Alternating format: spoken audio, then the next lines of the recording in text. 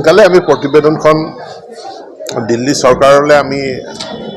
প্ৰদান কৰিম কাৰণ দিল্লীৰ পৰা আমালৈ যিটো মেণ্ডেট দিছিলে সেই মেণ্ডেটটো হ'ল যে এক্সিষ্টিং যি জনগোষ্ঠী আছে জনজাতিসকল আছে তেওঁলোকৰ ক্ষতি নোহোৱাকৈ কেনেকৈ জনজাতিকৰণটো হ'ব 2 নম্বৰ কথা কোৱান্টাম অফ ৰিজাৰ্ভেশ্যন কেনেকুৱা হ'ব 3 নম্বৰ কথা আছিলে যিসকল কাৰণ এই 6 জনগোষ্ঠী OBCৰ তালিকাত আছে এওঁলোক OBCৰ তালিকাত তালিকাৰ পৰা ওলাই যোৱাৰ পাছত যিখিনি ৰেচিডুৱেল OBC থাকিব তেওঁলোকৰ কাৰণে সংৰক্ষণৰ কিমান পাৰ্চেণ্ট থাকিব এই 3টা কথা চাবলৈ দিয়া হৈছে 3টা কথা আমি চাই প্ৰতিবেদনখন দিলোঁ গতিকে প্ৰতিবেদনখন আমি এতিয়া হোম মিনিষ্ট্ৰীক দাখিল কৰিম এইটো দীৰ্ঘদিনীয়া অসমৰ এটা লিগেচি ইস্যু আৰু আমি এটা খুব নিষ্ঠাৰে আমি এটা সিনচিয়াৰ প্ৰয়াস কৰিছোঁ সমস্যাটো সমাধান কৰাৰ কাৰণে এতেকে সমস্যা সমাধানটো প্ৰধান ইয়াক ইলেকশ্যনৰ ইস্যু কৰাটো মই ভাবোঁ যে অনুচিত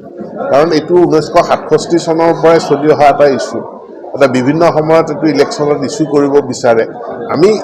ইয়াক ৰাজনীতিকৰণ কৰা বা ইলেকশ্যনৰ ইস্যু কৰাৰ পক্ষপাতি নহয় ইয়াৰ এটা সমাধান হ'ব লাগে আৰু সমাধান হোৱাৰ কাৰণে এটা প্ৰণালীবদ্ধ প্ৰচেষ্টাৰ এইবাৰেই প্ৰথম হৈছে আৰু মই ভাবোঁ যে এই প্ৰণালীবদ্ধ প্ৰচেষ্টাটো সকলোৱে আদৰণি জনাই সহযোগিতা আগবঢ়াব লাগে বৰ্তমান কেন্দ্ৰীয় চৰকাৰ এইটো নিৰ্বাচন আছে ৰাজ্য চৰকাৰৰ কিন্তু বিষয়টো হ'ল কেন্দ্ৰীয় চৰকাৰৰ অনুসূচীকৰণ কৰা নকৰা কেন্দ্ৰীয় চৰকাৰৰ তো কেন্দ্ৰীয় চৰকাৰখনটো চলিয়ে আছে আমি তেওঁলোকলৈ প্ৰতিবেদন পঠাই দিম ইয়াতে এমেণ্ডমেণ্ট কেনেধৰণৰ আছে আৰু ওজৰ কিমান আছে সব এমেণ্ডমেণ্ট ইয়াত নতুন ৰিকমেণ্ডেশ্যন নাহে কিন্তু ক'ৰবাত যদি কোনো তথ্য তাত যদি ভুল তথ্য বা তথ্যৰ যদি সঠিকভাৱে উত্থাপিত হোৱা নাই সেই শুধৰণিবিলাকহে আমি কৰিছোঁ বাকী ইয়াক আমি সংশোধনী বুলি নকওঁ ক'ৰবাত যি 2-1 শুধৰণি আছে শুধৰণিখিনি আমি কৰি পেলাই যেনে মতকসকলে তেওঁলোকৰ এটা শুধৰণি দিছিল মানে তেওঁলোকৰ জনগোষ্ঠীৰ সম্পৰ্কে সেইটো আমি শুধৰণি কৰি দিছোঁ সেইটো এটা ঐতিহাসিক তথ্য এটা অকণমান ভুলকৈ উত্থাপিত হৈছিল গতিকে সেই শুধৰণিখিনি হৈছে বাকী এমেণ্ডমেণ্ট সংশোধনী হোৱাৰ সম্ভাৱনা এতিয়া নহয়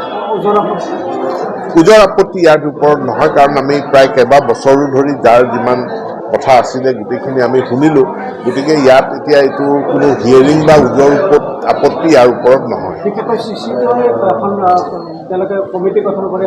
মই তেওঁলোকক পৰামৰ্শ জনাম যে তেওঁলোকে কেন্দ্ৰীয় চৰকাৰক এই কথাখিনি তেওঁলোকৰ কথাখিনি তেওঁলোকে অৱগত কৰিব